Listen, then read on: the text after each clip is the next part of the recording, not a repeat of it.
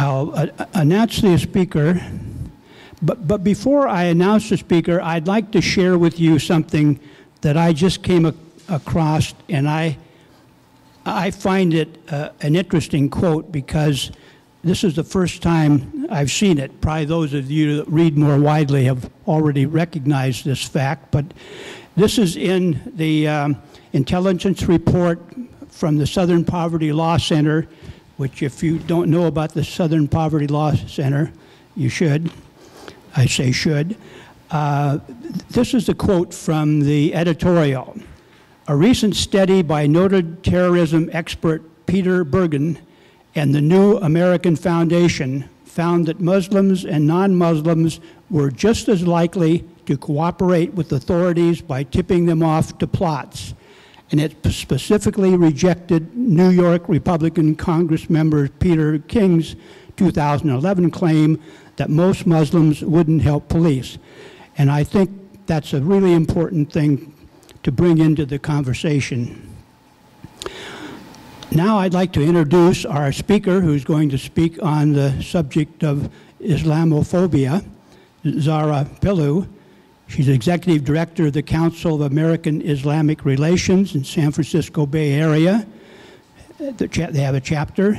She strives to promote justice at local and national levels and to empower the community while building bridges with allies on key civil rights issues.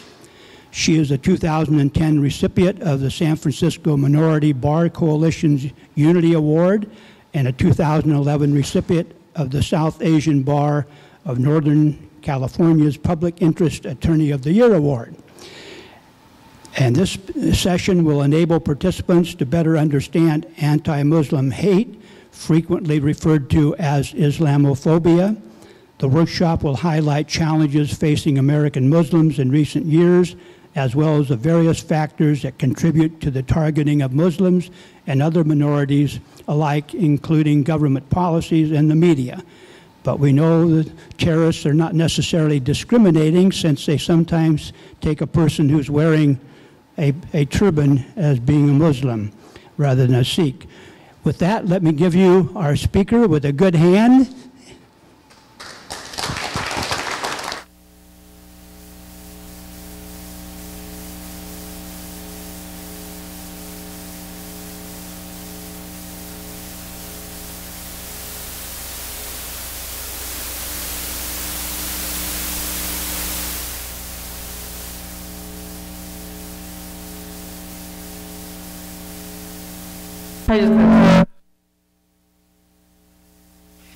Yes, I'm sure.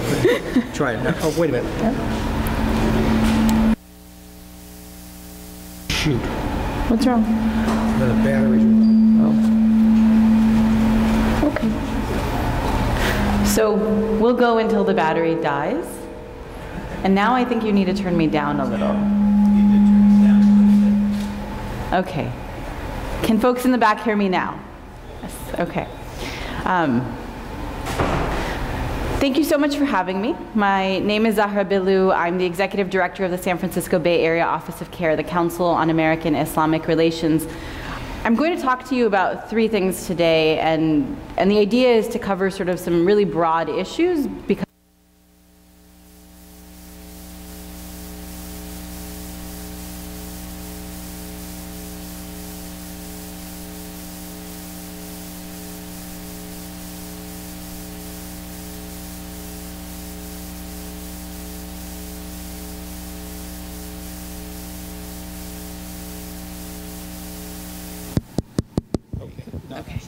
thanks.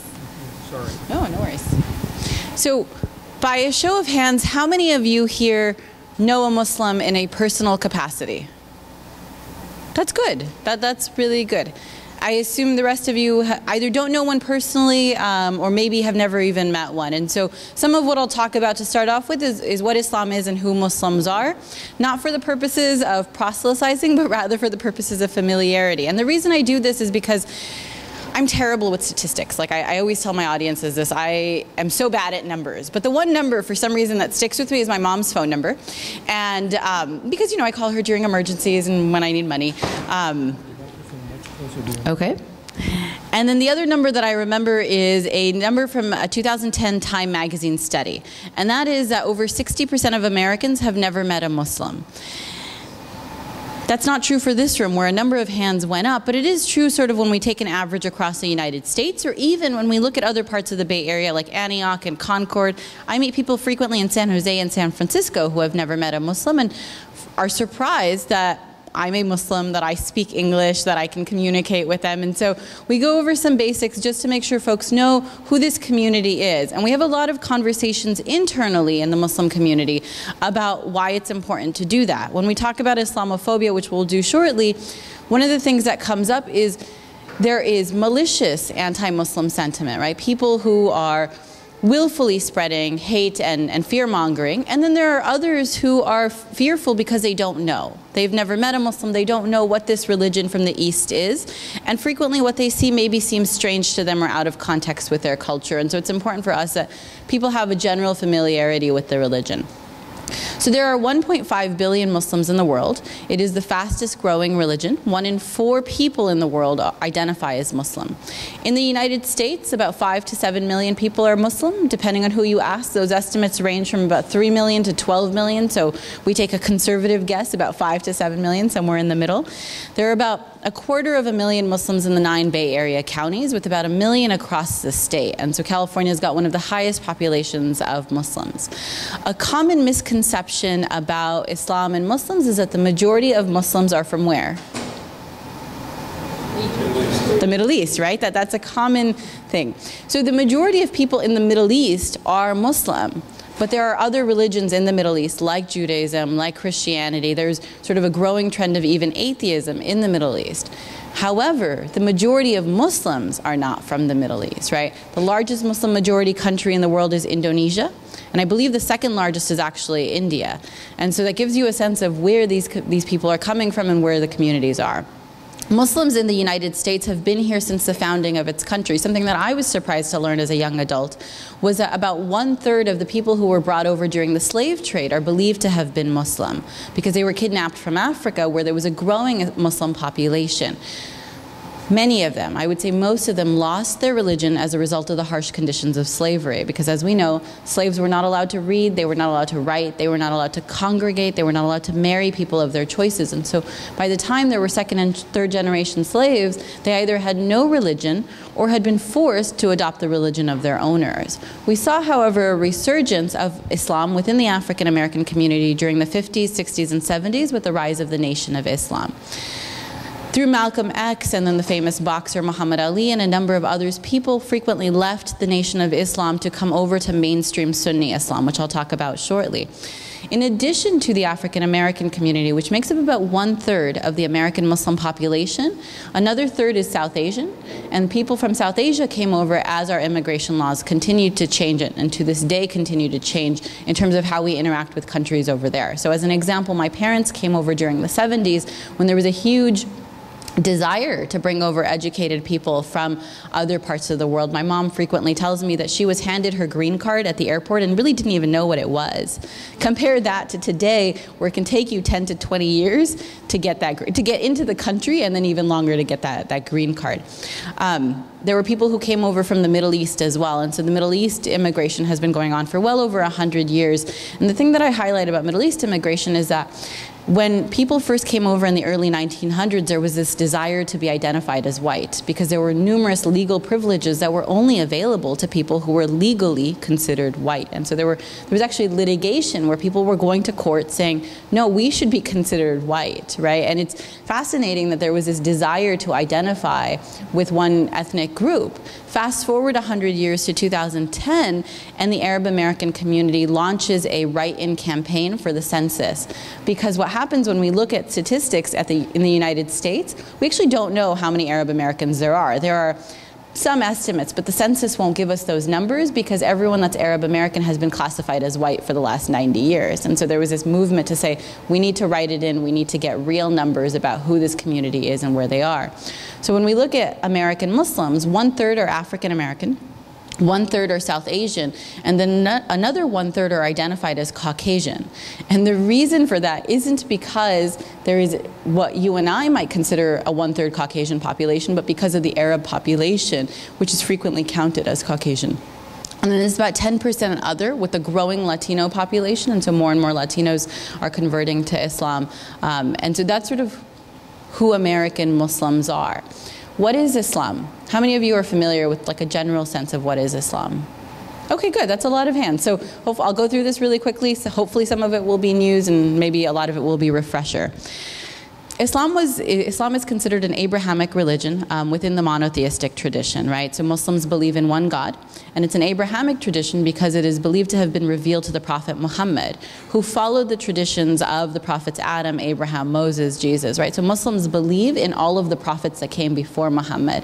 However, similar to the other Abrahamic faiths, Muslims believe that their faith is the last faith, right? So in the same way that Judaism believes that they have the last revelation, and Christianity believes they have the last revelation, Muslims believe that they have the last revelation. And so Muhammad was a Bedouin. He was illiterate, and he was born and raised in Mecca, in present-day Mecca, Saudi Arabia. He was an orphan, so his father passed away before he was born, and his mother passed away when he was 6. One of the things that was unique about him, or that he became well known for in his young age, was his honesty, is that people knew that they could trust him. And so there's all these stories from when he was a young man about his role in resolving disputes in the community, which at that time was an entirely tribal community as well as a merchant community. At the age of 40, Muslims believe that he received his first revelation, and that it was delivered to him by the angel Gabriel, similar to the other prophets who came before him. Muslims believe that various prophets have had different miracles, and so for Moses it was splitting the sea, for Jesus it was reviving the dead and curing the sick, and for Muhammad, Muslims believe that the miracle was itself the Quran. And the reason they believe this is because he was neither able to read nor write, so he was completely illiterate. And when poets of the time attempted to match the poetry of the Quran in Arabic, they were unable to do so. And so the Quran is preserved throughout the world today through memorization. And so young Muslim people, students, frequently spend time, days, if not years, memorizing the Quran. And the idea is that there's a living preservation, is that you cannot alter a book if thousands of people know it by heart. Muslims believe in 6 key things. The first is the oneness of God, which I mentioned, so it's a monotheistic religion. They believe in the prophets and messengers, so they believe in all of the prophets that came before Muhammad and Muhammad himself. They believe in the angels, so they believe that there is another class of beings, right, which is subservient to God and frequently acts as an intermediary. So the Archangel Gabriel is one example of this. They believe that their actions will be judged, so that in the afterlife they will be judged for both good and bad, and so those things will be considered in scale, right? And so that means that they believe in the Day of Judgment. They believe in an afterlife. And then they believe that God's will is supreme. And so this last part is difficult even for me to explain at times, because they believe in free will, but they also believe in God's will, right? And so it's this idea that God knows what we will do, God controls what we will do, and at the same time we choose what we will do. And so it's sort of that he created us to choose, knowing what we would choose, and that we would have these options. So those are the 6 primary beliefs of Muslims. They live out these beliefs through the 5 pillars of Islam. The first is simply the declaration of faith. So it's beliefs and then the actions. So the first is simply the declaration of faith. Anyone who publicly declares that they believe that God is one and one alone, and that Muhammad was his last and final messenger, is considered a Muslim. And one of the sort of central things within Islam that frequently comes into controversy today is that Muslims do not believe that they have the right to tell someone else whether or not they are a Muslim. So we can critique actions, we cannot question the integrity of belief, right? So if someone comes to me and they say, I'm a Muslim, so long as they take that declaration of faith, I can't question whether or not they are a Muslim. I may say, hey, these actions that you are taking are not consistent with the faith, but I can't question their actual Muslimness. The second pillar is the 5 daily prayers. So Muslims pray 5 times a day. Before sunrise, in the early afternoon, in the late afternoon, in the early evening, and then at nighttime. The prayers are done facing Mecca, where it is believed that Muhammad was born and raised, and that his he received the revelations, right? And so they pray facing Mecca 5 times a day. And the idea with this is that we schedule our lives around God. We don't schedule God into our lives, we schedule our lives around God. And so whether we're going to school or we're going to work or we're planning a day trip, we're always thinking of God and being mindful of God. As a child, one of the things they would tell us is that it minimizes your likelihood of committing bad deeds, right? Because 30 minutes before prayer, you're thinking, I really shouldn't steal this loaf of bread because I'm about to pray. 30 minutes after prayer, you're thinking, I really shouldn't steal this loaf of bread because I just prayed. And so it's this idea of constantly remembering and centering our lives. I mean, if you're a kid, it's a candy bar, maybe not a loaf of bread. And so that's a second pillar of the faith. The third pillar is fasting. So Muslims utilize a lunar calendar. It's called the Hijri calendar, and it follows the cycles of the moon. And so rather than 30 to 31 days, as we're familiar with, the lunar calendar has 29 to 30 days. And there's a tradition of sighting the moon at the beginning of the month, just to confirm it's the beginning of the month. In the ninth month of the lunar calendar, which is called Ramadan, Muslims fast for 30 days. Not 30 continuous days, 30 consecutive days. So they break their fast every night. That means that they get up and they have food before the sun rises, and then they can eat again after the sun sets. There's a couple of purposes to this. The first is to develop self-control. If I can control my physical desire for food, then I can control my non-physical desires or urges for things like stealing that loaf of bread, or for things like yelling or screaming at my neighbors when I'm getting into a fight with them. And so it's the idea of like honing our most basic needs to a point where we can control ourselves and we sort of rise above that physical need. The second is empathy, right? It's this idea of I am choosing to fast, so I am foregoing my lunch. There are many people in this world who don't have that choice, who simply forego that lunch because that's their reality. I was listening to the radio on the way in here, and they said that 1 in 6 Americans are suffering from food insecurity, which means they don't know where their next meal is coming from, right? And so for us to really understand and empathize with that experience, it's important to feel it ourselves, right? Because there's something about, the thing that the example I always give is, I live in Fremont, so I'm on the 880 a lot.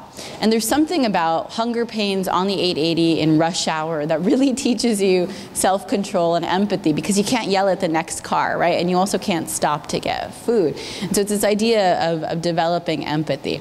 And then the last thing is, it's this idea of honing our energy on worship. So because we're focusing our empathy and feeling grateful for everything that we are blessed with, and because we are able to control our physical desires, we're able to turn our attention to our spirituality, right? And so it's this idea of like being in constant remembrance of God. And so Muslims will fast for 30 consecutive days. Of course, there are exceptions for people who are sick, people who are traveling, women who are pregnant. So medical exceptions are generally sort of very flexible, because the idea is it shouldn't hurt your body. And in most cases it won't, but obviously there are some conditions that would override.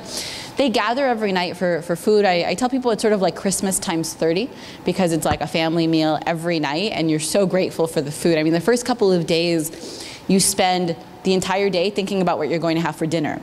And then after the first few days, you ideally want to work past that, because there's no benefit in fasting if all you do is think about food all day. And so it's sort of a self-control thing. And the self-control that's developed during Ramadan is supposed to carry them throughout the entire year. So as another example, it's really hard to give up coffee. Especially when you're waking up at 4 a.m. and you don't start work till 9 a.m. So the first few days you've got the caffeine headaches, but by the end of the month you're fine without coffee. And the day after, you're thinking to yourself, maybe I shouldn't have coffee today, right? But we're about a month out from Ramadan and I'm having coffee every day now. So it's going to be really hard to get back in that zone, but that's the idea. The fourth pillar is charity. So Muslims are required to give 2.5% of their annual savings to charity. So for every $100 saved, $2.50 goes to charity. In an Islamic state, this would be considered sort of like a welfare tax. It goes to the state helps distribute it to people who are in need. And so the idea is that people care for each other, and most frequently they're going to give it to their neighbor. They're going to give it after Ramadan, because that's when they're most empathetic with people who need that money. People can of course give above and beyond the 2.5%, that's just a bare minimum, but many studies show that people today aren't even giving the 2.5%. There's a lot of calculations done about how if everyone in the Muslim world, or if all Muslims in the world gave 2.5%, they could probably alleviate poverty in so much of the world and in our neighborhoods today. Muslims believe, there's a teaching of the Prophet that was, you are not a believer if you go to sleep when your neighbors are hungry, right? And when he was asked who, which neighbors, how many neighbors, it was something like 40 houses in each direction. And the challenge I always pose to myself is I don't think I know the names of the 5 people in each direction of my house. And so there's a lot of work that needs to be done, and there's a huge emphasis on community. The last pillar of action or of faith is the pilgrimage. And so Muslims make a once-in-a-lifetime pilgrimage to Mecca in Saudi Arabia. They're required to do it at least once in their life if they are physically and financially able. Some never make it, some go many times. The tradition of the pilgrimage is actually, it replicates a lot of what is believed that the Prophet Abraham did in terms of taking one of his wives to the desert, her search for water for her son, the sacrifice, the story of how he was asked to sacrifice his son and came very close with his permission, and then God said this was a test of your faith. And so in honor of that, Muslims will sacrifice an animal every year. And so there are 2 festivals that Muslims celebrate, which are the equivalent of our Christmas or Hanukkah. The first is Eid al-Fitr, which is the festival of the feast. That's the first day after the 30 days of fasting, so you can imagine why it's called a festival of the feast. The other one is after the pilgrimage, and so Muslims will do the pilgrimage and then have a festival of sacrifice. And so whether or not they're doing the pilgrimage, Muslims across the world celebrate. At the pilgrimage, it's about 3 to 5 million people for a span of about 6 to 7 days. So think of the largest concert you've ever been to, times a million, times at least 1,000 times a million. Everyone at the pilgrimage wears white, and so one of the things about that is that Muslims are considered equal before God, except for in their levels of piety. So whether I am rich or poor, I am wearing the same clothes on the pilgrimage to symbolize the fact that before God, it's really just about me, my worship, and my actions. Last thing I'll say about Islam, because I forgot to mention this, is that Muslims derive their guidance from 2 primary sources. The first is the Quran, which is the Muslim holy book. It's believed to have been revealed to the Prophet Muhammad. It's the book that I mentioned many people memorize, and it's considered to be the word of God. So there is no human alteration of it, is the belief. And that's sort of the primary source. But it's written like the Constitution, many would say, in that it's broad enough to touch on many things, and yet vague enough to leave a lot of room for interpretation, right? So the idea with the Constitution is we change it so rarely. The idea with the Quran is that we never change it, but that sort of gives you a sense of how broad and yet narrow it is. At the same time, or the secondary source is the Prophet's teachings, which are called the Hadith or the Sunnah. And so the Prophet Muhammad, peace be upon him, is believed to have been the living action of Islam, the living activation of Islam. And so many people will turn to his life to learn about marriage contracts or things like how many times a day we pray or how we shower. Islam is considered to be, in that sense, a religion and yet also a way of life because it is so broad. It governs so much of what we do, from there are traditions in terms of which hand we eat with and how we wash our dishes, to how we give charity and how we enter into our marriage contracts, as well as how we worship. And so the idea is a believer lives Islam throughout their lives. So that's the big picture overview of what Islam is and who Muslims are. How many of you here have heard of CAIR before today? Okay. A couple people, yeah. CAIR, the Council on American-Islamic Relations. So that's the organization that I work for. And the reason I bring it up is less to talk about the organization, but more to talk about the work. CAIR was founded in 1994 following a number of high-profile instances of anti-Muslim sentiment. One of the things that was on the headlines back then was True Lies, which was the Arnold Schwarzenegger movie, which depicted Muslims as terrorists. Another thing that was in the headlines in the 90s was the Oklahoma City bombing, where a lot of pundits and experts, in quotes, said that this looked like a Muslim act of terror, and were wrong because it was not.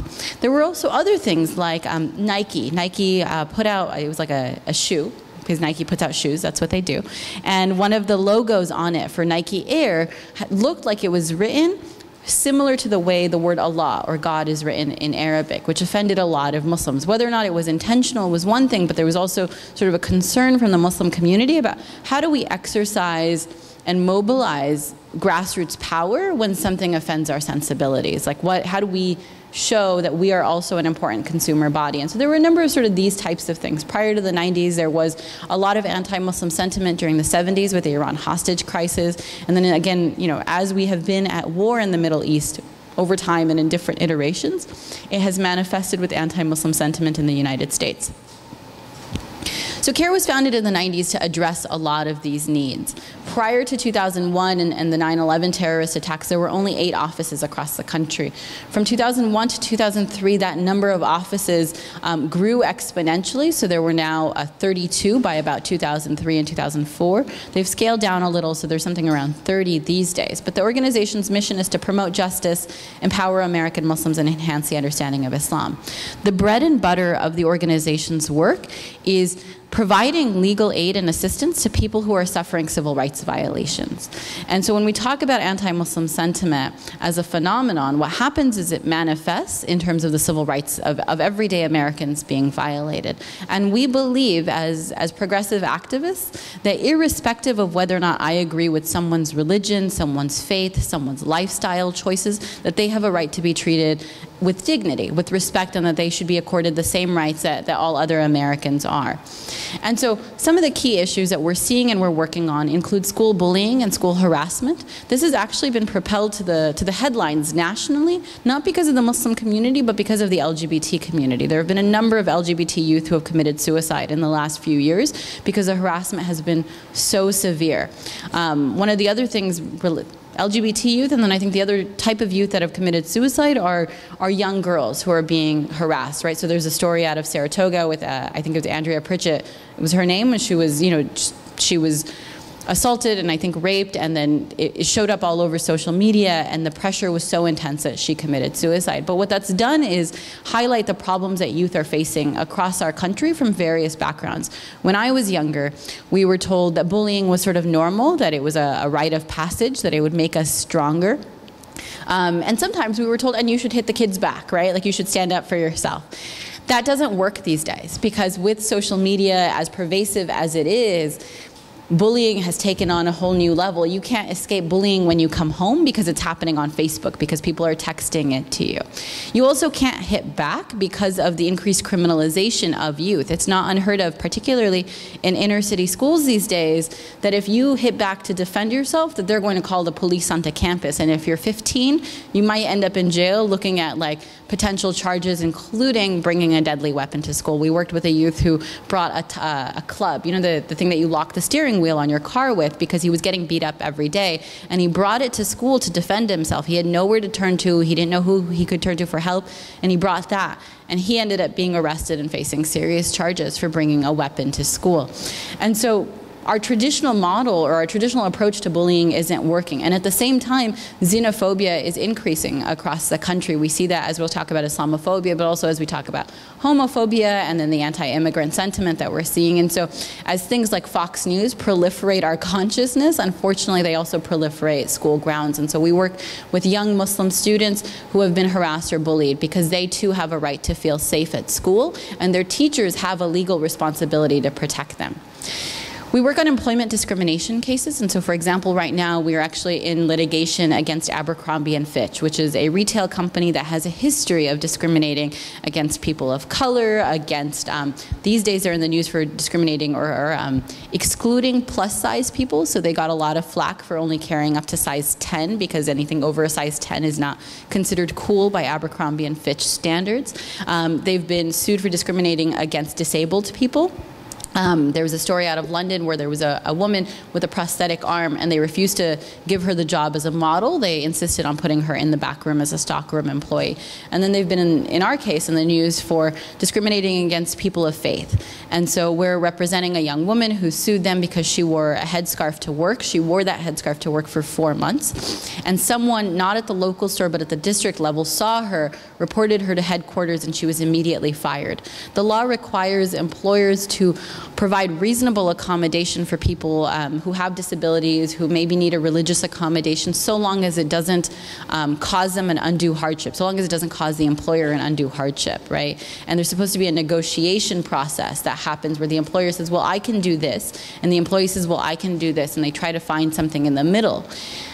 Abercrombie said to this young woman, well, you can take it off, And she said, well, I can't. And so that wasn't really a negotiation process. They didn't attempt to fix her schedule, talk to her about the way she wore it, negotiate colors, nothing. They just fired her.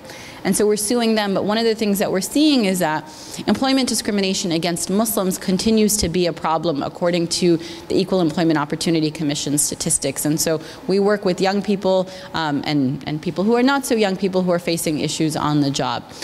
The last thing that we'll talk about on civil rights violations is how law enforcement interacts with people. So I'm actually going to pass these out, and here, and one here. This is, the reason I spend a little bit of time on this issue is because it's not something that I anticipated working on when I started my work at CAIR. It was on my radar, but it wasn't something that I had ever thought I would do as a lawyer. However, I grew up watching cops, so I'm familiar with how law enforcement can interact with marginalized communities. I also grew up during the era of the war on drugs, and so I know what happens to our civil liberties when nobody is paying attention. One of the things that we work on is people who are being visited by the FBI because they are Muslim. Post 9/11, there's been a huge dragnet that's been cast across the entire Muslim community with thousands and thousands of people being visited by the FBI. And so the pamphlets that you have in your hands are, hopefully you will never need them, but to the extent that law enforcement always changes its mind about who the targeted community is, we hope that the information will be helpful. Our way of combating this is by working directly with people who are visited to represent them so that they know what to do and how to protect themselves if they are visited by law enforcement. We find that the statistics show that people who are aware of terrorist activity are likely to report it because that's the natural and human thing to do. I want to protect my community, I want to protect my neighborhood, I want to protect my country.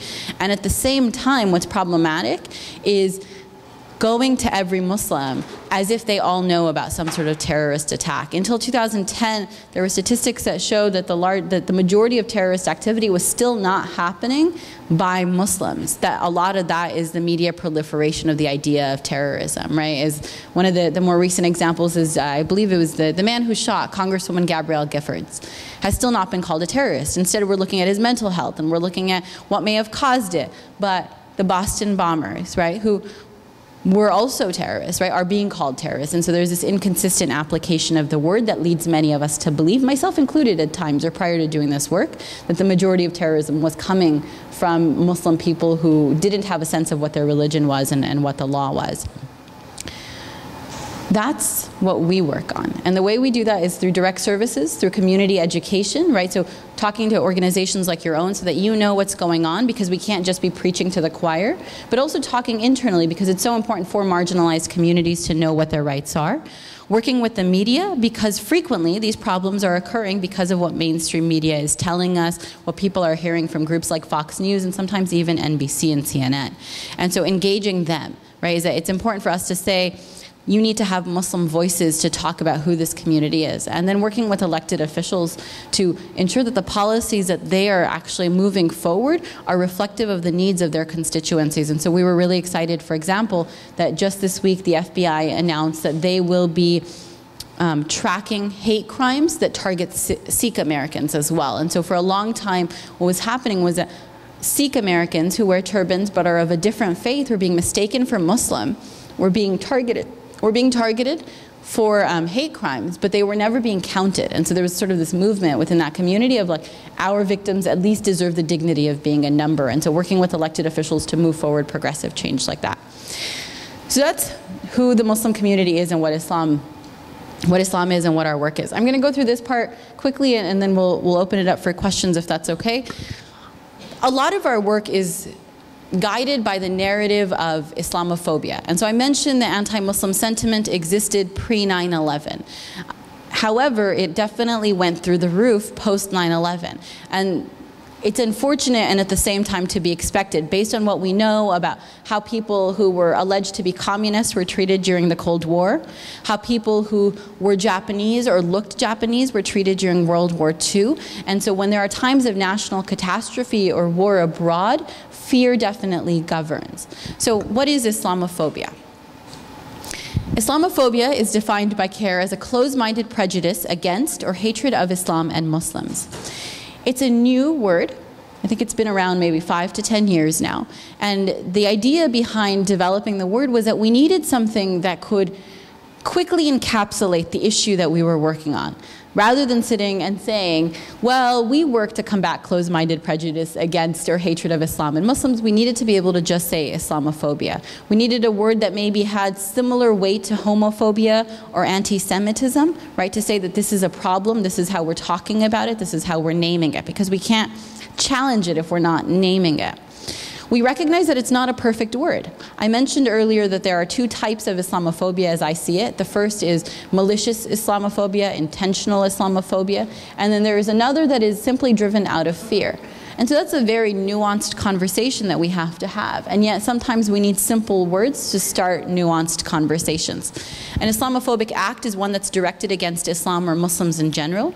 Anti-Muslim discrimination, be it employment, law enforcement, school bullying, is directed at specific individuals or groups of individuals. And then an Islamophobe is an individual who holds a closed-minded view of Islam and Muslim and promotes prejudice against hatred. Prejudice against or hatred of Muslims.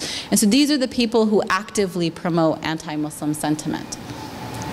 So some ideas of how we look at closed-minded versus open-minded views of Islam and Muslims. One of the things that I said is that we don't all have to agree on faith to be able to respect other people's faiths. And so examples of closed-minded views of Islam are that Islam is seen as a monolith, as static and authoritarian, that Islam is seen as inferior, backward, and primitive.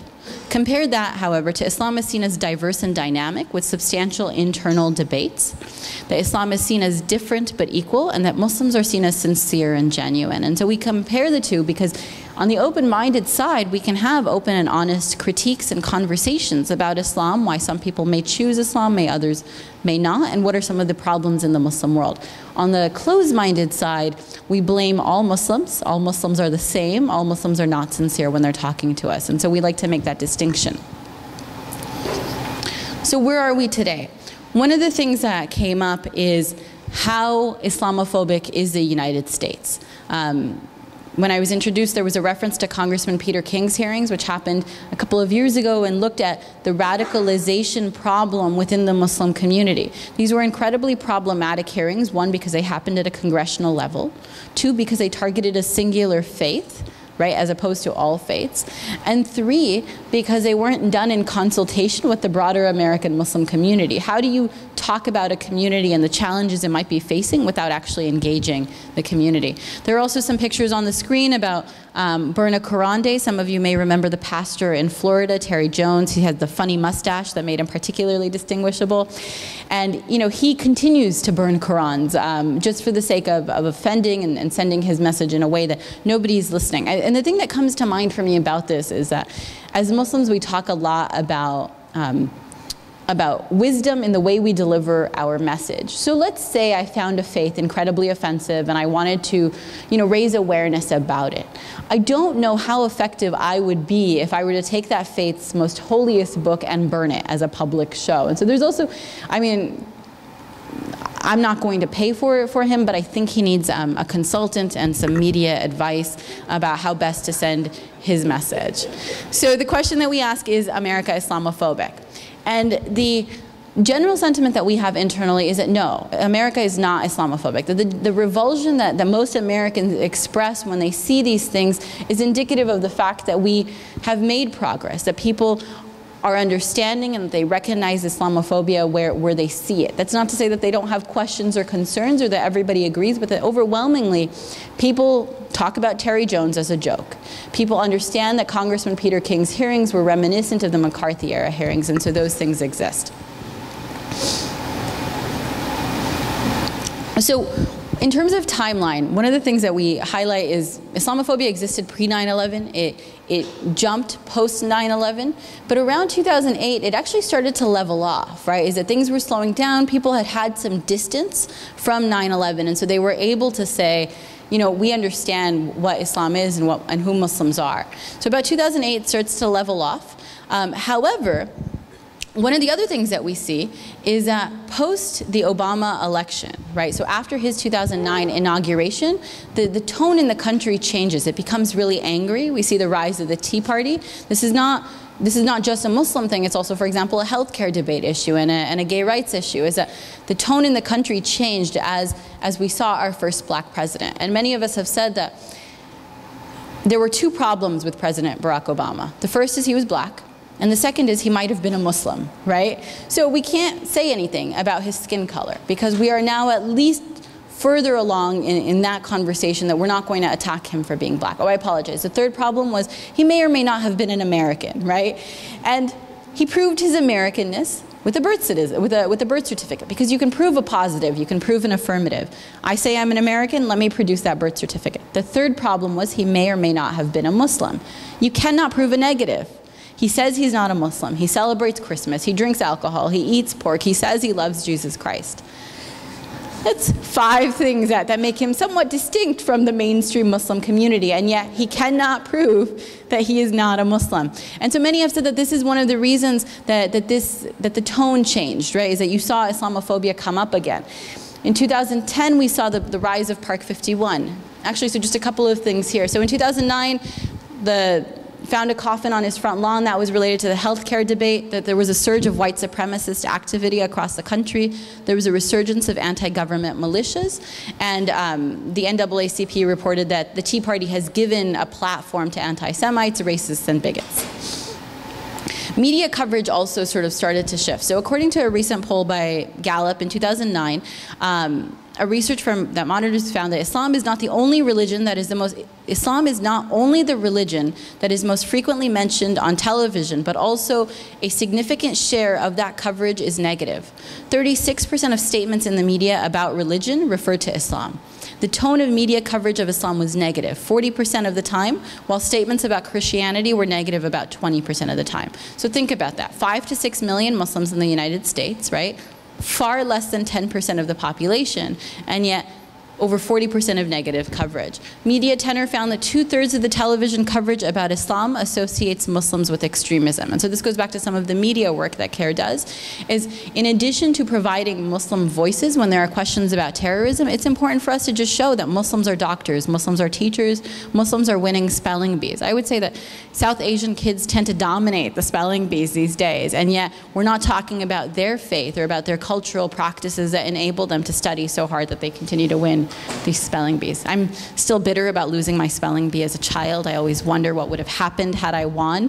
I spelled the word stomach wrong. I still don't know how to spell it. There's a British spelling and an English spelling and whatever. I will get over it one day. So in 2009, there was still no room for leveling off. So there was Major Nadal Hassan, who murdered a number of American service members at Fort Hood. In late December, there was a Nigerian man who tried and thankfully failed to blow up an airplane heading to the United States. For those who want to laugh at a crisis, that was the underwear bomber, and I still don't understand what possessed him to try to do it in his underwear. In May 2010, another man failed in his murder plan when he attempted to detonate a bomb in New York Times Square. And then in 2010, we had the Park 51 crisis as well, right? So Park 51 was the mosque at Ground Zero that was neither a mosque nor at Ground Zero. And we saw that really sort of shoot up in the news around the midterm elections, right? That the Tea Party really leveraged that. We had people in South Carolina, people in Florida, who had nothing to do with Park 51 being asked about Park 51 in their races, right? Like it became a divisive issue. And unfortunately, the mosque opposition in 2010 was not confined to New York. It spread across the country. So we saw protests and attacks for the last couple of years in Tennessee, in Missouri, in Florida, and even in California. One of the things that the Muslim community says is, you think you have a good relationship with your neighbors, you think they're not Islamophobic, try to build a mosque, right? We actually just saw this in Morgan Hill last year with the South Valley Islamic Center and their plans to expand. It was probably the most anti-Muslim sentiment I have seen since my 7 years in the Bay Area. There, at the hearings, people kept saying it was about the groundwater, and it was about the noise, and it was about the parking, and it was about the permits. And then you had a couple of people who would go up and say, look, like all Muslims had everything to do with 9/11. We don't know if they're going to train terrorists at this mosque. And they would get resounding applause from the crowd that said it was just about the groundwater. And so it was really frightening for some of us. Some additional statistics, and I put these up here because I told you I'm terrible with numbers, my mom's phone number and the Time magazine statistic, but other than that, the public's favorable rating of Islam sank from 40% in November of 2001 to 30% in August of 2010. And that's problematic because 9 years post 9/11, you would think that it would be a lot higher than it was in the 2 months following 9/11. In late November 2010, PRI found that 45% of Americans agree that Islam is at odds with American values. A Time magazine poll released in August of 2010 found that 28% of voters do not believe that Muslims should be eligible to sit on the U.S. Supreme Court. Nearly 1/3 of the country thinks that adherents from Islam should be barred from running for president. Think about that in context of the fact that we have 2 elected U.S. Muslim congressmen. They don't represent the Muslim community. They represent their constituencies in Iowa and Minnesota, respectively. But also think about sort of the questions that were raised about President Barack Obama's appointments, about President Barack Obama's own Muslimness. Public policy polling found in October of 2010 that more Republicans supported the hypothetical construction of a strip club than an Islamic center near Ground Zero. A 2010 survey by Lifeway Research found that 4 in 10 U.S. Protestant pastors agree that Islam is dangerous and promotes violence. So 2 key outcomes to this, and this ties back to a lot of what I was talking about earlier with our work. So the first is simply the growth and acceptance of intolerant discourse, right? I talked about how school bullying has increased because it's become normal for our communities to otherize others, right? To otherize each other. And so there's this sort of idea that it's okay for Glenn Beck or Bill O'Reilly or Peter King to use intolerant discourse, that the overall nature and civility of the discourse has come to a new low. And then the other thing is anti-Muslim discrimination, which is something that I talked about, is that actually the one thing I didn't talk about was hate crimes and hate incidents. And so the FBI reports that 18.9% of the victims of hate crimes in the US were victimized because of a bias against a religious belief. In all, 8.4% were victims because of anti-Islamic bias. So think about that when we think Muslims are 1% of, less than 1% of the general population. A law enforcement professional best summed this up. He said, on 9/11/2001, I responded to Ground Zero with some of my colleagues as we were being driven to the site. We saw many people lined up on both sides of the road with signs cheering and thanking us. On one of the train trips home, we were accompanied by several senators and congressmen, and some of them signed my helmet. Now it is 2010, and I dare not go anywhere near Ground Zero with the fear of being attacked because I am a Muslim. So who are these people, right? Who are the people that are actually benefiting from the anti-Muslim industry? It's a bad job market, and young people are graduating. And so when they can't find jobs, we do let them know, in all honesty and fairness, because as advisors we should be honest with them, is that the fastest way to make money is to become a former Muslim, to write a book, and then to go on Fox News. That's how you do it. These people are not former Muslims. These are so-called experts on Islam who have no formal training in Islam, but have made hundreds of thousands, if not millions of dollars spreading anti-Muslim sentiment. So Pamela Geller and Stop the Islamization of America. Geller's pure and unabashed hatred of Muslims rings loud and clear through her blog.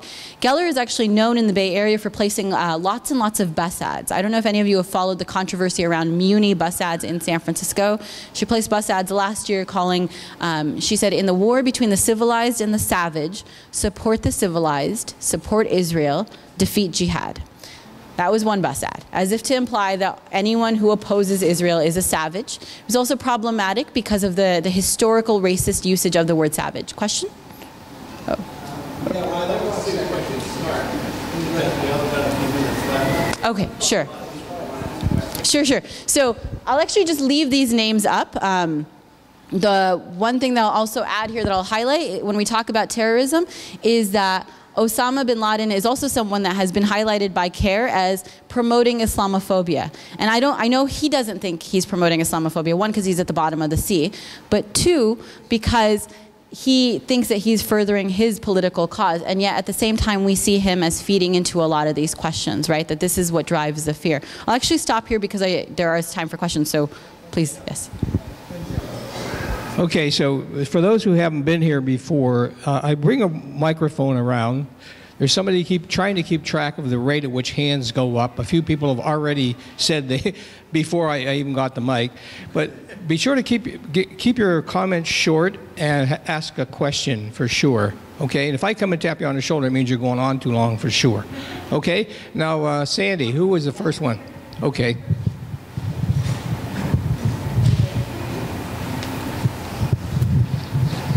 I just want to start talking about the elephant in the room. You know, we look at everybody in this room would be executed in several Muslim countries just for being who we are.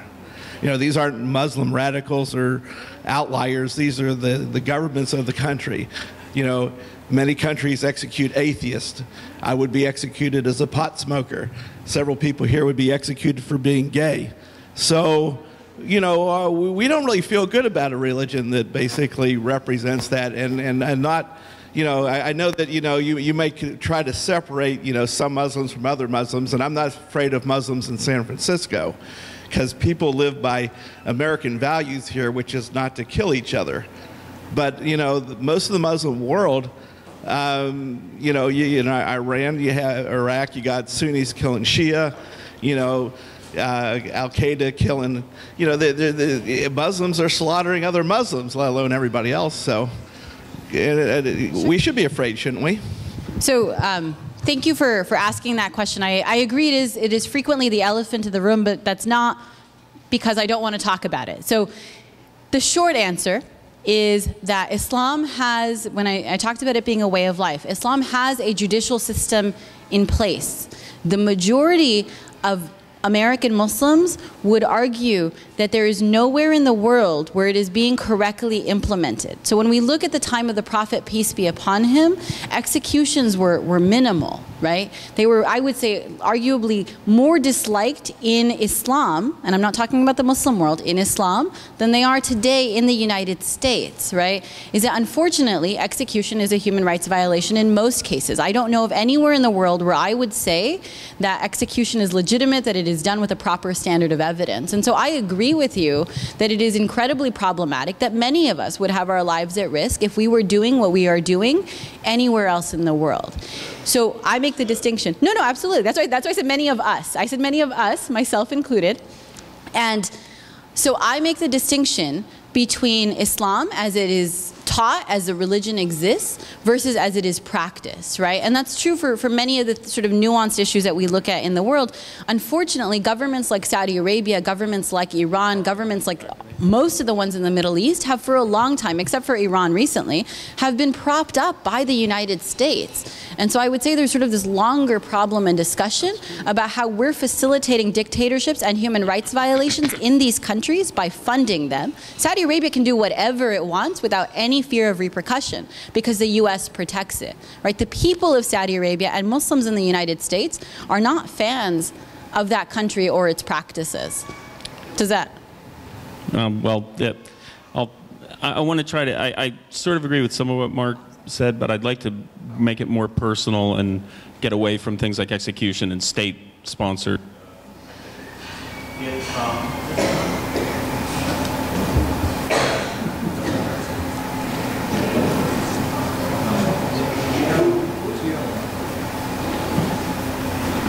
All right, I'm just going to talk loud. I was a fan. So my question is this. If in a lot of Muslim communities, you're born into the faith, and that's true with a lot of other things. When I come to maturity, and I decide, if I happen to decide, that being Muslim isn't for me, what are my choices in most Muslim communities, and can you address that issue? Yeah, absolutely. So for those who didn't hear the question, it was about, I don't know if I would call it apostasy because you're not choosing the faith and then leaving it, you're raised in it and then leaving it, right? So, not much distinction made on that score. Right. Yeah, absolutely. So American Muslims have in their interpretation, right, this is the mainstream interpretation that you'll find if you go to American Muslim scholars, said that when you look at the time of the Prophet, peace be upon him, and sort of how apostasy was treated, people, sure, so apostasy in short is leaving a faith, right? So leaving Christianity, leaving Islam, leaving Judaism. That execution happened during the time of the Prophet for apostasy when it was paired with treason. So at the time of the Prophet, peace be upon him, the people who were executed for leaving the faith didn't just leave the faith. They left the faith and joined the other army, right? And that distinction is important because that's actually consistent with US law. In the United States, and I'm not saying that I agree with the way it's manifested anywhere in the world today, but in the United States, If you commit treason against the United States, guess what? They execute you, right? And so that's sort of, I actually find that to be consistent. Right. But at the time, no, I agree, which is why when Muslim majority countries today have attempted to execute people for apostasy, American Muslims have utilized public opinion to push back and say, at the time of the Prophet, when there were nation states and where apostasy wasn't assumed to be treason, but was paired with treason. So people did both. Then they were executed. And that can't exist today because there is no religious state. The other thing that I'll highlight in terms of sort of how I find comfort in knowing that my opinion, as I've shared it, is grounded in the faith, is that Muslims also believe that there is no compulsion in religion. So there's a verse in the Quran that says, La ikraha fid din. So there is no compulsion in religion. And what that means is that I cannot force somebody to be Muslim. So I recognize that if someone claims to be Muslim under threat of their life being taken away, then that is me forcing them to be Muslim, and that is contrary to the actual word of God.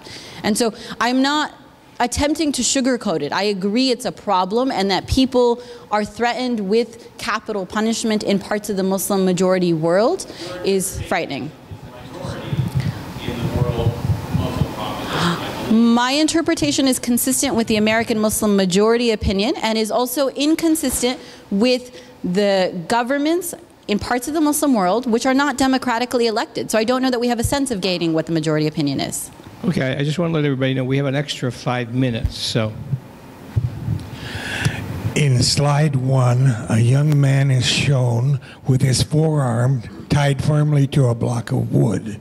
Slide 2 shows someone with a knife cutting the hand off, and the explanation is he ran past a fruit stand and grabbed a piece of fruit. Therefore, he should lose his hand according to Sharia law. Do you support the Sharia law? Sorry, what slides are you referring to? What? What slides are you referring to? Personal slides taken by the Tim family of San Carlos, who I saw this show. Sure, okay, sorry. I mean, I can't see the slides, so I can't answer the question, but I can answer generally. So Sharia law is a judicial system that exists within the religious community, right? So Christians have a judicial system, Jews have a judicial system, and Islam has a judicial system. There are punishments within those judicial systems for crimes that are committed where those judicial systems are in place. Sharia law is not correctly in place anywhere in the world, but I'll talk about two sort of very popular examples that come up. The first is theft. So in Islam, the punishment for theft in a Sharia system is the cutting off of someone's hand. That's the punishment. And it's something that I believe exists in my faith. The criteria for setting out that punishment is that one, Sharia must have been correctly implemented, right? So it must be actually in place. So you can't do it in the United States. You cannot do it in Saudi Arabia. You have to have witnesses.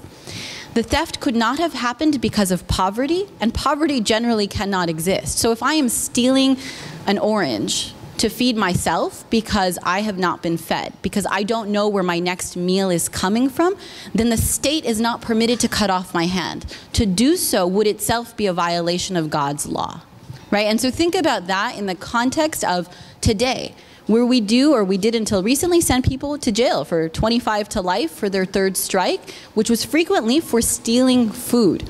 As someone who has never been to jail and who's never had my hand cut off, I'm not really in a place to say which form of torture or punishment is more humane. They both sound terrible to me. So that's sort of where I come from when I think about theft. The other one that comes up a lot that I'll share, because it's, and maybe this is another elephant in the room, is adultery. So frequently what makes it in the news is that Islam punishes adultery by stoning. Yeah. So yes, that is true. In the Islamic system of law, if someone breaks their marital vows and cheats on their spouse and is caught, then the punishment is stoning. However, I'll tell you two things about that. The first is, again, the criteria for doing that. You have to have been married. Sharia must have been in place in the state, so you couldn't do it here, you couldn't do it in Iran, you couldn't do it in Saudi Arabia. You had to have had 4 eyewitnesses to the act. I've never cheated on my spouse, but if I did, I would not do it with 4 eyewitnesses, right? So, and the idea, and it's funny, right? But I highlight it because the idea is that the criteria is so impossible to meet because life is so sacred. That if you're going to take away someone's life and say God authorized you to do it, you had better be sure as heck that you were really authorized to do it. So that's the first criteria. The second thing is a story. There was a woman during the time of the prophet, peace be upon him, who committed adultery. And she came to the prophet to confess. So she didn't have the 4 witnesses, but she confessed. She came forward, she turned herself in because she understood that the punishment was from God and she wanted it. And she was pregnant. And he sent her away. He said, no, go have your child, right? And he said, come back if you want after you've had your child. So he gave her the choice to walk away. She came back after she had her child, and he said, go nurse your child, right? And she still came back. And I don't know if she came back a 3rd time, but eventually she did undergo the punishment. But it was fully of her own sort of willingness. And that's not to say that was her faith in God that led her to walk into that. Again, never having been stoned and never having spent my life in jail, I don't know that I'm in a place to critique which form of criminal punishment that exists in the world today is more just. All of it really just frightens me. I have it. Is this on? It is? I have a question. Sure. That was an excellent summary of the Islam religion in the beginning. Do you have that in a pamphlet form that people could, because I think if more people understand it, you know, what Islam is, they get rid of some We can ideas. send you the pamphlets, yeah. Okay. The next thing is, can you, what about, there are a couple of things. Can you define jihad and fatwa? I mean, where someone, fatwa, as far as I know, someone gets up and says, this guy over here, Salam Rushdie, let's say, should be killed, you know. Right. The other thing is that I was talking to a head of the mosque in Florida. I was in Florida. Sure.